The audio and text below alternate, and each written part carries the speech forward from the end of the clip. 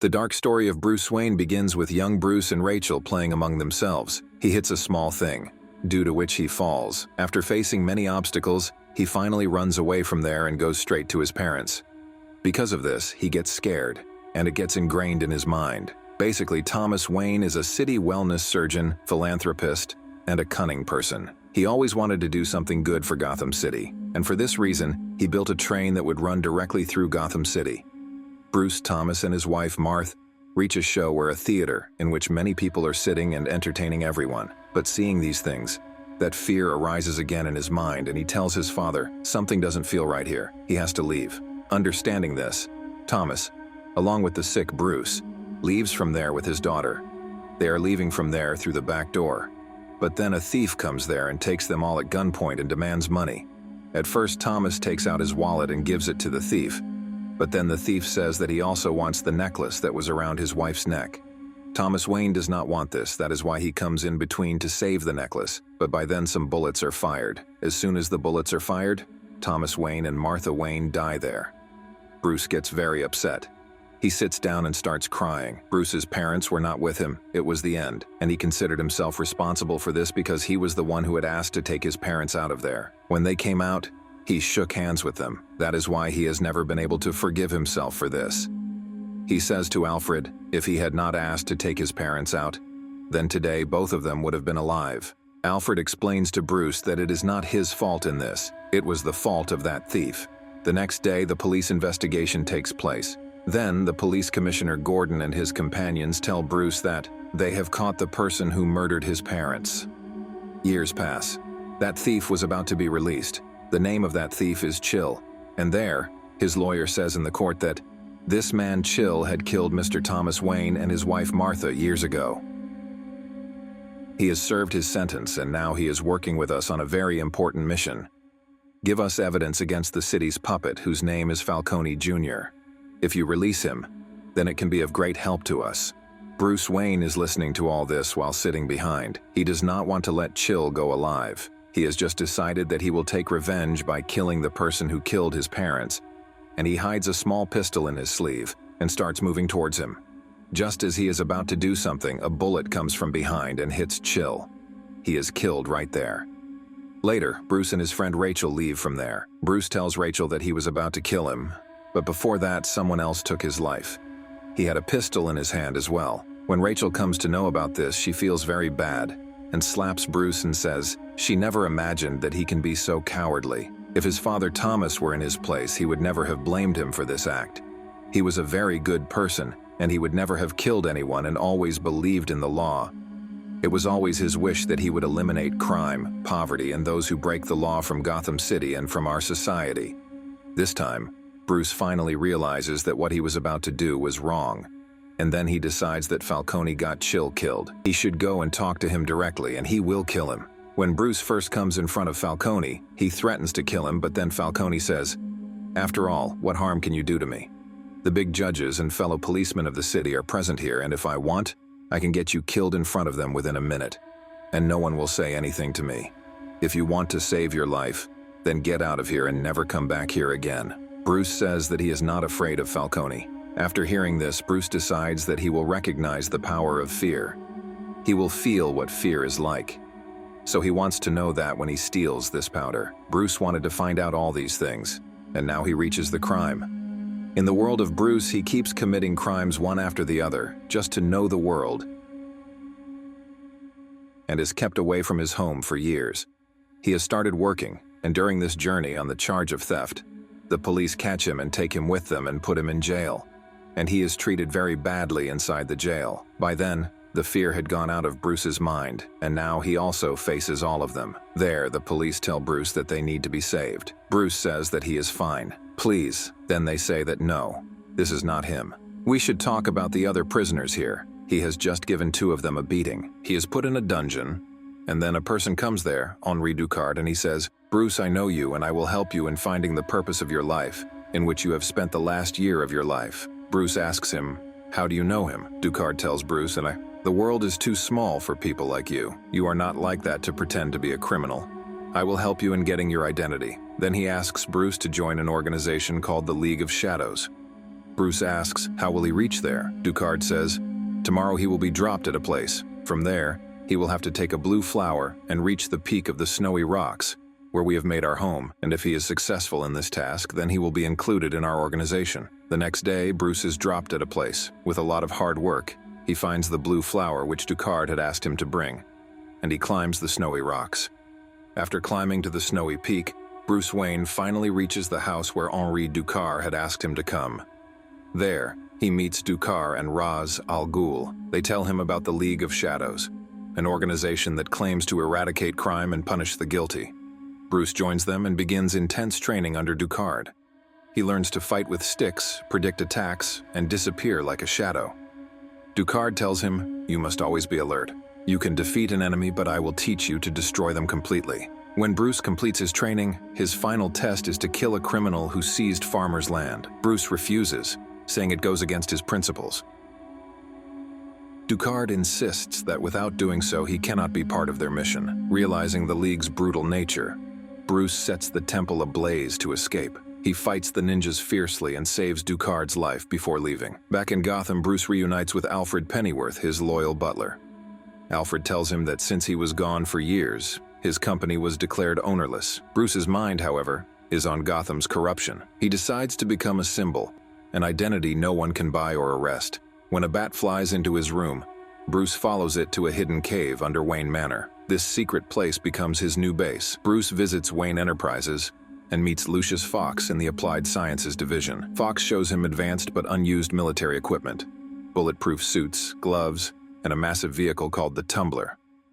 Bruce asks if it comes in black. Using these gadgets and embracing his childhood fear of bats, Bruce transforms into Batman.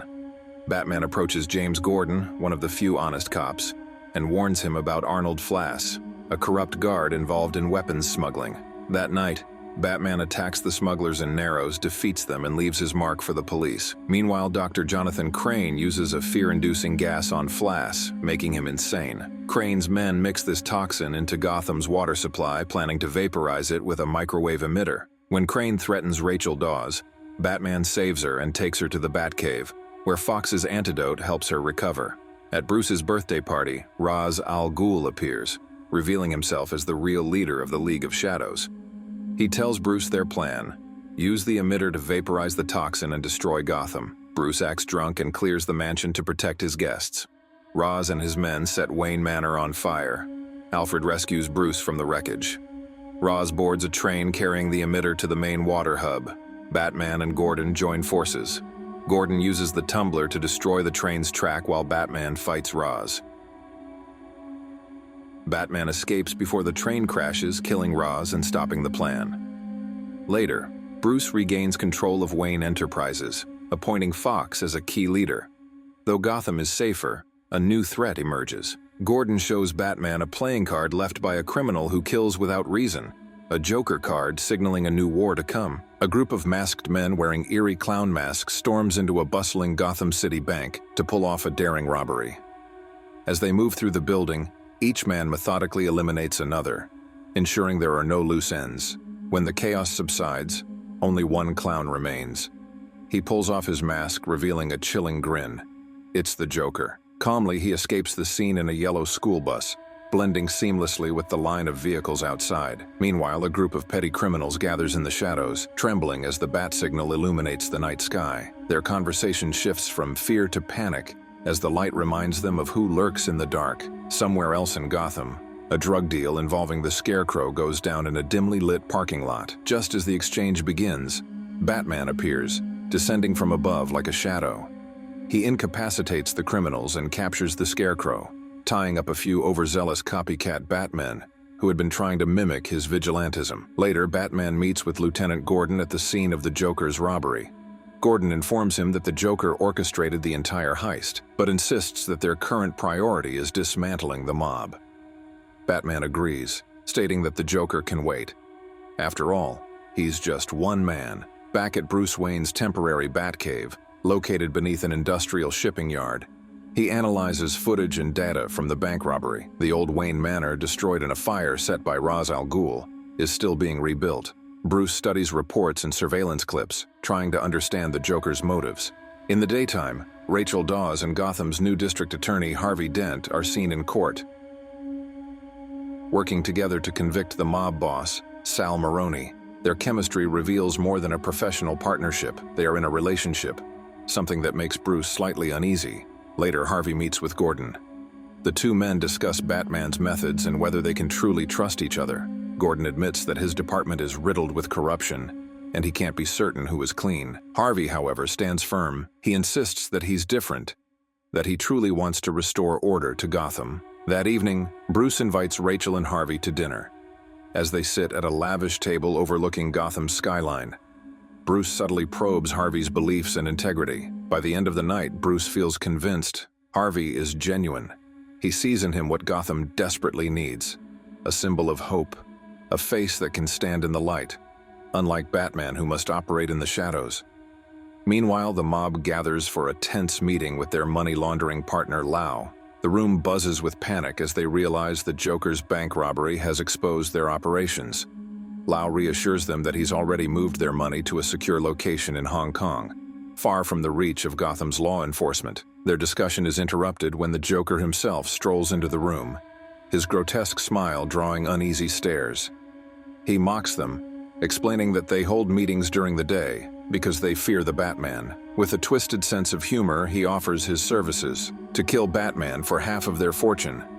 The mob bosses laugh in disbelief. The Joker, unbothered, tosses one of his signature calling cards on the table and tells them to call him when they're ready to do business. Soon after, Harvey, Gordon, and Batman convene in a dim garage. They discuss Lau's escape to Hong Kong and agree they need him back to prosecute the mob. When Gordon says they can't extradite him legally, Batman declares that jurisdiction isn't his concern. He later meets with Lucius Fox to acquire new technology, an advanced suit and enhanced sonar system, before setting out on a stealth mission overseas. In Hong Kong, Batman infiltrates Lau's skyscraper headquarters, neutralizing guards and security systems with precision. He captures Lau and escapes into the night sky, where a plane snatches him mid-air. Back in Gotham, Batman delivers Lau, tied and gagged, to the police, leaving a note for Gordon. Rachel interrogates Lau, who refuses to reveal where the money is hidden, but agrees to testify against the mob. The courts erupt in chaos as a single judge sentences 549 criminals at once, a monumental blow to organized crime. Later, Harvey meets with Gotham's mayor. The mayor warns that the city's jails can't hold that many men, and that many will be released soon. Harvey remains optimistic, calling it a good start. Their meeting is cut short when a horrifying sight crashes against the window. A dead man, one of the copycat Batmen, dangling by a rope and smeared with Joker makeup. A playing card pinned to his chest reads, "Will the real Batman please stand up?" Soon after, a grim video surfaces on the news. The Joker is seen torturing and murdering the man, demanding that Batman reveal his true identity, or more people will die each day until he does. At Wayne Tower, Bruce hosts a grand fundraiser for Harvey Dent. During the event, Gordon learns that the Joker's next targets are the judge, the police commissioner, and Harvey himself. As officers rush to protect them, tragedy strikes. The police commissioner dies after drinking poisoned liquor, and the judge's car explodes moments after she steps inside. Meanwhile, Joker crashes Bruce's fundraiser, threatening to kill Rachel Dawes unless Harvey Dent reveals himself. In a chaotic scuffle, he throws Rachel out of a window, but Batman dives after her and saves her just in time. Days later, Bruce becomes consumed with figuring out the Joker's next move. James Gordon learns that the mayor is Joker's next target. During a public ceremony, Joker disguises himself as a police officer and opens fire. Gordon shields the mayor, but he's shot and presumed dead. Joker escapes. Enraged, Batman storms into Sal Maroni's nightclub, demanding Joker's location. Maroni warns him Joker answers to no one. Meanwhile, Harvey, furious over Gordon's supposed death, captures one of Joker's henchmen. He flips his coin to decide the man's fate, but Batman intervenes, warning him about his reputation. The next day, at a press conference, Batman prepares to reveal his identity to stop Joker's killings. Before he can, Harvey steps forward and claims to be Batman. He's arrested as the crowd erupts in confusion. Privately, he tells Rachel he's doing it to lure Joker out. During Harvey's transfer, Joker ambushes the convoy. A violent chase breaks out through Gotham. Batman arrives in the Batpod and corners Joker, But before it ends, Gordon, alive, intervenes and captures him. Harvey is rescued, and Gotham rejoices, but their victory is short-lived. As Batman and Gordon interrogate Joker, they realize Harvey never made it home. Joker reveals he's kidnapped both Harvey and Rachel, locking them in separate warehouses with explosives. He gives Batman the addresses. Batman rushes to save Rachel while Gordon goes for Harvey, but Joker switched the locations. Batman ends up saving Harvey, not Rachel. Rachel dies in the explosion, and half of Harvey's face is burned. Joker escapes and kidnaps Lau from custody. Rachel's death shatters both Bruce and Harvey. Bruce mourns the woman he loved, while Harvey's mind begins to break. At Wayne Enterprises, Coleman Reese claims he knows Batman's identity and plans to reveal it on television. Joker calls the show and announces that if someone doesn't kill Reese in 60 minutes, he'll blow up a hospital. Gordon orders mass evacuations and protection for Reese. Bruce also intervenes to save him. Joker visits Harvey in the hospital and manipulates him, pushing him toward revenge. Harvey becomes Two-Face. Joker blows up the hospital, but everyone is already evacuated. He then airs another broadcast, daring Gotham to play his game. Gotham begins to evacuate, but Joker has a trap. On two ferries, one with civilians and one with prisoners, explosives are found. Joker tells them they each have a detonator for the other ferry. If one blows the other up before midnight, they'll survive. As panic spreads, Batman and the police move in on Joker. Batman fights through Joker's men disguised as hostages and stops the cops from shooting innocent people disguised as clowns. Joker and Batman face off. When the time runs out, neither ferry detonates. Joker is frustrated. Batman defeats him and leaves him tied up. Joker tells him how he's corrupted Harvey Dent. Meanwhile, Harvey kidnaps Gordon's family. Blaming Gordon and others for Rachel's death, he threatens Gordon's son. Batman arrives just in time. In the struggle, Harvey is killed. Gordon and Batman realize if Gotham learns what Harvey did, everything he built will crumble. All the criminals locked up would go free. Batman offers to take the blame for Harvey's crimes. Gordon calls it in and the police chase Batman. He disappears into the night. A fugitive, but a hero Gotham needs. A man is shown with a tight grip on his face. This man's name is Bane. According to his plan, he kidnaps Dr. Pavel, a nuclear physicist. Bane is very dangerous because he was once a member of the League of Shadows group. This is the same group whose leader was Ra's al Ghul, whom Batman killed in the first part of this story. The League of Shadows is the group from which Bruce Wayne himself took training, and later he became Batman. 8 years have passed since the Empire ended. Now there is no trace of crime in Gotham City. The entire Gotham City knows that Harvey Dent is behind all this. Because of him, there is peace in Gotham City today. People consider Dent their hero. And the entire Gotham City hates Batman because Batman took the blame for all the mistakes Dent had committed, so that the people's trust in Dent remains intact. For the last 8 years, no one has ever seen Batman, but in this city, there's only one person who knows the whole truth. And that person's name is Commissioner Gordon because everything happened right in front of Commissioner Gordon's eyes, at a ceremony held by the Wayne Company in Dent's memory. Commissioner Gordon wants to reveal the truth. Batman isn't a villain but a hero, and that he took all the wrongs Dent had done on his head. However, he stops himself from doing so. At the ceremony, Selina Kyle enters Bruce Wayne's room, where only someone who brings him food and drinks is allowed. Bruce Wayne hasn't left his room in 8 years. His beard has grown, his body is weak, and he walks with a stick. When he sees Selina, she has a pearl necklace around her neck, Bruce Wayne's mother's. Alfred tells Bruce that they should catch her before she sells it. She came to take my fingerprints. She is a very clever thief who has committed many thefts and has cheated Bruce Wayne. Alfred explains to Bruce that he should at least go out of the house. But Bruce says that there is nothing for him in this world now. Actually, Bruce did not go out of the house for the last 8 years because he loved Rachel Dawes very much, who is now dead. On the other hand, Selina is shown that she goes to a man to trade Bruce Wayne's fingerprints. But that man deceives her, and Selina cleverly calls the police there. Selina escapes from there, but Commissioner Gordon is caught by them and is taken to the sewer lair. Bane has set up his base in the city, but Commissioner Gordon somehow escapes from there, but he is badly injured, so he is taken to the hospital. There, a police inspector named John Blake goes to Bruce Wayne. Actually, he spent his childhood in an orphanage. which was owned by Bruce Wayne's company. It used to run on charity, and this inspector also knows that Bruce Wayne is Batman. In fact, he had learned this in his childhood. The inspector tells Bruce that the orphanage no longer operates because no charity comes there. He also tells him that Gotham City needs Batman. After this, the inspector leaves. Bruce asks Alfred why charity doesn't go to the orphanage. Alfred tells Bruce that the charity money that went to the orphanage came from Wayne Company's profits.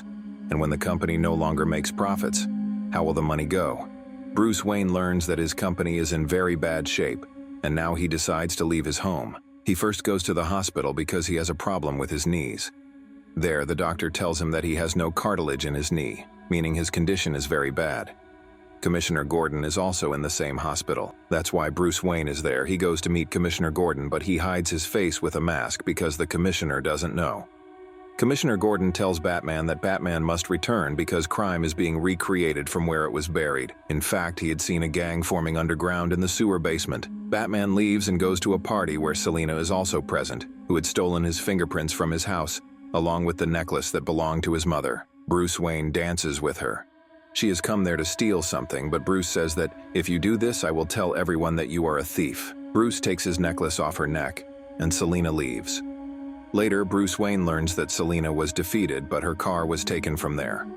Bruce Wayne goes to Lucius Fox, whom he had made the CEO of Wayne Enterprises. Fox is the man who used to give him Batman's suit and all the high-tech equipment, but now he does not become Batman, and he never comes to his company. That is why he meets Fox after many years and asks him why his company is running at such a loss that he can't even donate to an orphanage. Fox tells him that it's all because of him. He invested a lot of his company's money in a project called a nuclear fusion reactor, and later shut it down completely. Bruce did this because he felt it was being misused. He still doesn't want to restart the project.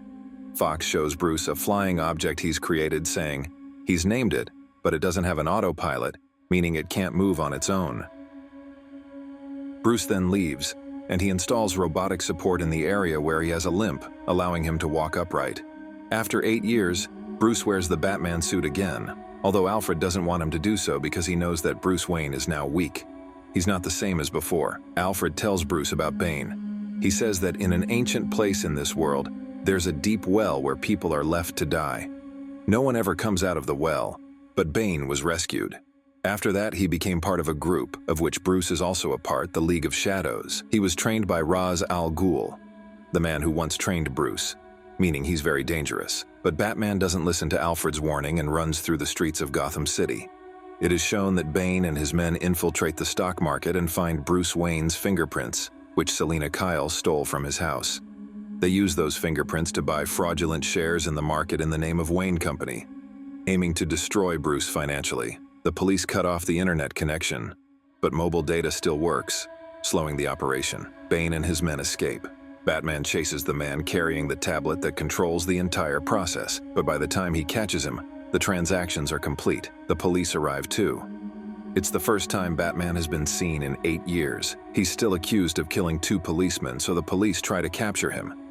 Batman escapes in the flying machine built by Lucius Fox, which has no autopilot. Meanwhile, Selina goes to the house of the man who hired her to steal Bruce's fingerprints. She wants to rob his safe, but it's empty. She had stolen those prints because he promised her access to Clean Slate, a program that can erase anyone's criminal record. She hoped to wipe away her past, but he reveals no such program exists. It was just an underworld rumor.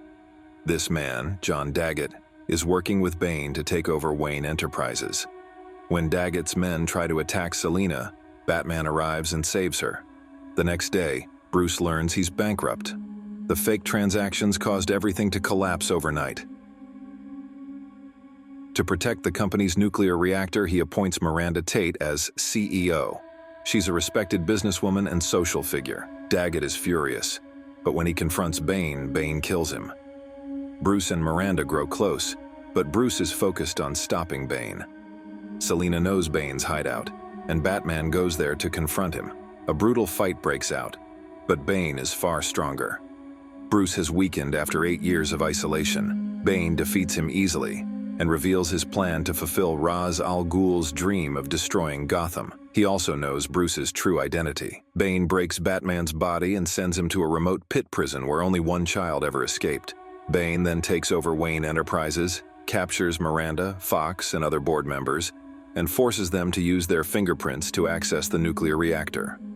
Bane kidnaps Leonid Pavel, the scientist behind the project, to turn the reactor into a bomb. Commissioner James Gordon orders the police into underground tunnels, but it's a trap. Bane detonates explosions, trapping the entire police force. During a live match, Bane sets off more blasts to show his power. Pavel tells the city the bomb is active, but only he can stop it. Then Bane kills him. He frees all the city's prisoners and reads Gordon's hidden letter revealing Harvey Dent's truth. Gotham learns the truth and panic spreads. Bane hides the bomb in a moving truck that will explode in a few hours. In the pit, Bruce starts training again. He pushes his body to its limits. This time he knows he must rise stronger than ever before to stop Bane and save Gotham. He wants to escape from here by any means and save his Gotham City. Today he has been here for 4 months. And in those 4 months, he has tried to escape twice, but both times he falls. He doesn't fall to the ground because he is protected from the Russians. Bane's victim, and many others, try to escape, but it's not easy.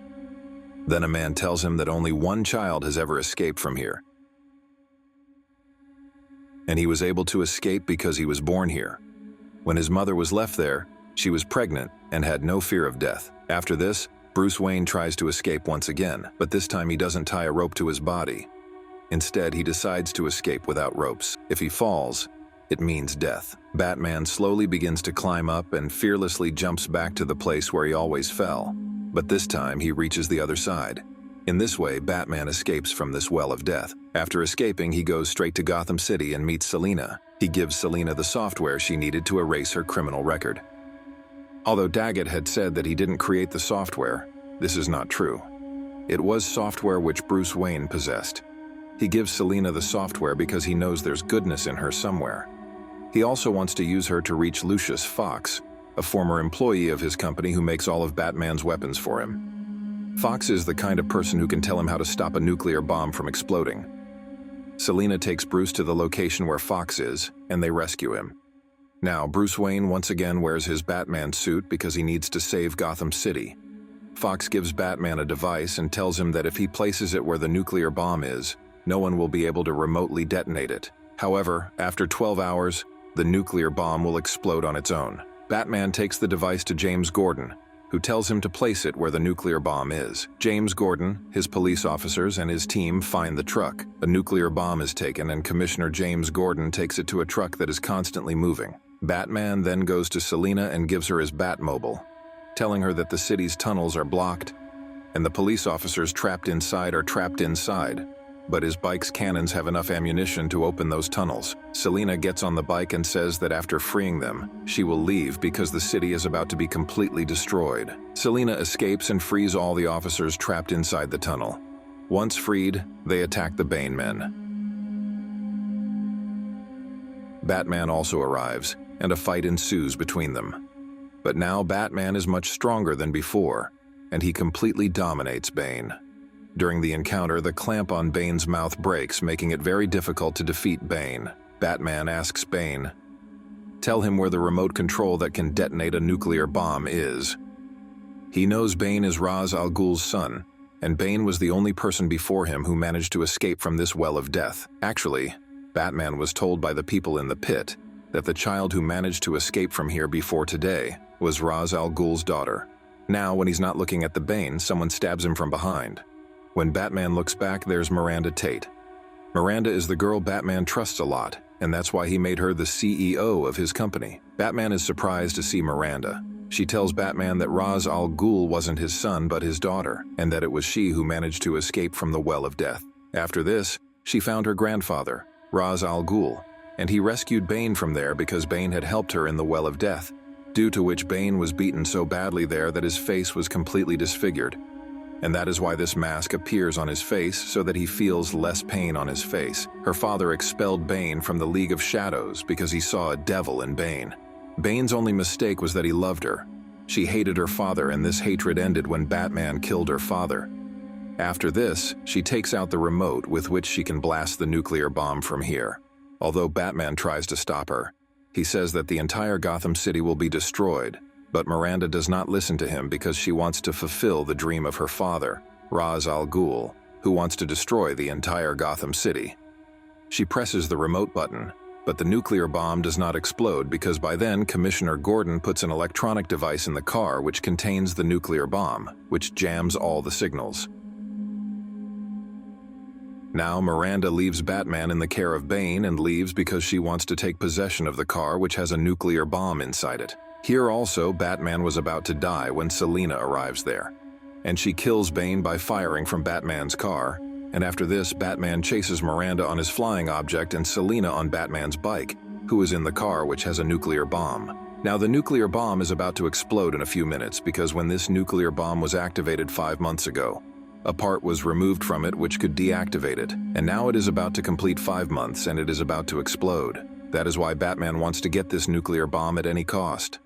Selina and Batman together kill all of Miranda's men, and the truck which contains the nuclear bomb falls down from the flyover, due to which Miranda dies. Now Batman has only one way, that he takes this nuclear bomb away from this city. Gotham City is surrounded by sea from all sides where 12 crore people live, and if this bomb explodes, then 12 million people will die.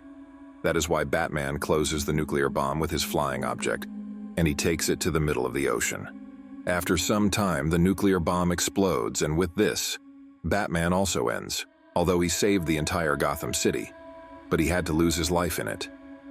Commissioner James Gordon also knows that Bruce Wayne was the Batman who is no longer in this world. His life could have been saved. It would have been possible if the flying object he used to carry the bomb had been on autopilot, meaning it would have been self-propelled. However, Fox, who had built the flying object, hadn't been able to make it autopilot. Fox was talking to some of his engineers and said, they should make it autopilot. Then he told the engineer, it's already autopiloted. It was autopiloted 6 months ago.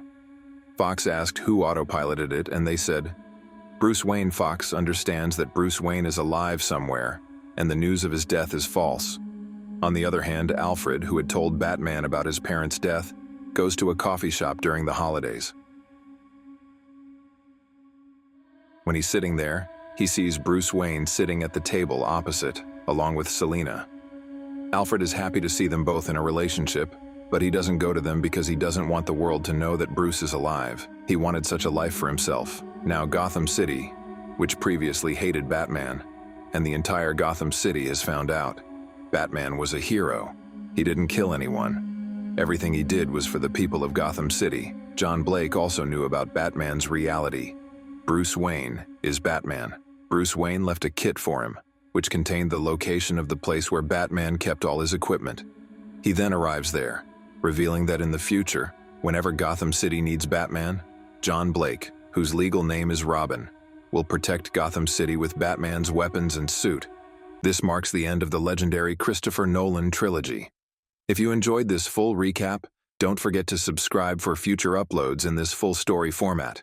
Drop a like and share this video to support the channel. Check out the other recaps on the right and grab your popcorn, enjoy yourself, and see you soon.